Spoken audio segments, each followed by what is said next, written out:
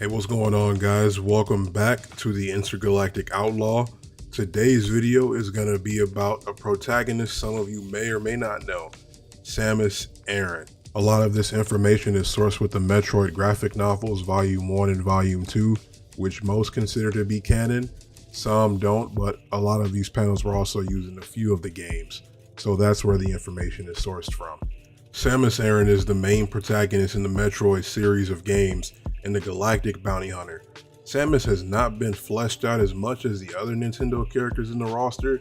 She's often seen as silent and she hardly speaks. In fact, a lot of people at one point thought Samus wasn't even a woman. A lot of people thought Samus was a man until Smash Brothers.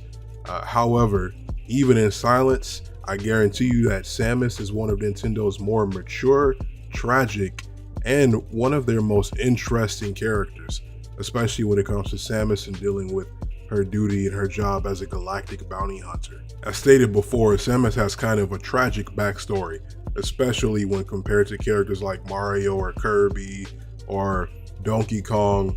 It begins as a child. She saw her parents get killed in front of her by the space pirate Ridley, a very dark turn of events for Nintendo. And she struggles not only with her past as from that childhood experience, but she also suffers from PTSD and she struggles against herself in a lot of games such as Metroid Prime Fusion.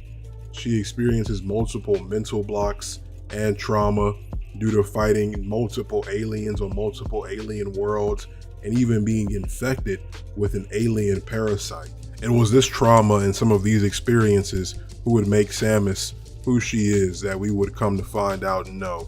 And now I'll go on to what actually gave her her Chozo DNA and what also really confirmed for her that she wanted to be a bounty hunter. Samus was infused with Chozo DNA by Old Bird and Grey Voice, who were essentially her mentors. This was after she showed bravery on the planet Zebes. This was an incident involving Mother Brain and some of the life forms on planet Zebes. This is where Samus got her resolve to be a prime hunter and join the Federation. This is where she truly discovered herself after finding she wanted to prevent the bloodshed and senseless death in the universe. While a part of the Federation, Samus wouldn't be able to run away from her past, and she would once again be traumatized by the space pirates. Samus encountered some space pirates who she noticed had children with them, and they were enforcing child labor, which reminded her of her past and it infuriated her. Samus, seeing the space pirates, went to arrest them, and the space pirates, seeing that Samus was alone, went to shoot at Samus. A firefight ensued after this, in which Samus would go berserk and decide to kill all the space pirates. It wasn't until she heard the voice of a little girl who reminded Samus of herself that reminded her of who she was, and instead of killing the space pirates, she simply went to arrest them. This brought about a huge change in the character of Samus and a huge change leading her mercilessness to compassion. And we would see a much more compassionate Samus after this, who could be compassionate with those she loved and merciless to those who were her enemies. Let's get into Samus's abilities, and Samus has multiple abilities that change with the games. These abilities are different in Metroid Fusion, Metroid Dread, and they're also different in Prime Hunters. But there are a set of revolving abilities as well that she seems to repeat throughout all of these journeys. Some of Samus's repeating abilities are the combat suit, in which in many games she's shown having different combat suits to fit the situation. She also is equipped with her arm blaster, very similar to Mega Man, which she can either shoot missiles, she can charge shots, or she can just fire it regularly.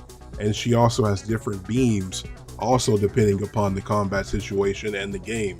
There's also her iconic Morph Ball form. This form allows her to unleash bombs and allows her to get into tight spaces by compressing her body to that of the size of a little small ball. Since Samus's abilities change game to game in Dread and Prime Hunter and other games, I won't be going over all of those abilities in this video. Instead, what I'll do is whenever I make a video about those games, that's when I'll go over her abilities in those games. But just to not make this video too long, I won't go over all of those abilities in this game, just her core set and her repeating ability. In conclusion, Samus is one of Nintendo's most underrated and underrepresented characters, but one of their most intriguing. She has a very complex backstory and a very in-depth backstory that more people should know as we get into the re-release of Metroid Prime and those who may be interested in Metroid Dread and other Metroid games. She was one of Nintendo's first mature characters, and the Metroid games have revolutionized their own version and their own type of games, the Metroidvania series type games. This video was a backstory to Samus, the character, but in the future, I will be making videos on some of the games and her abilities and the story of those games. So stay tuned for that and subscribe for more. Until next time, guys, peace.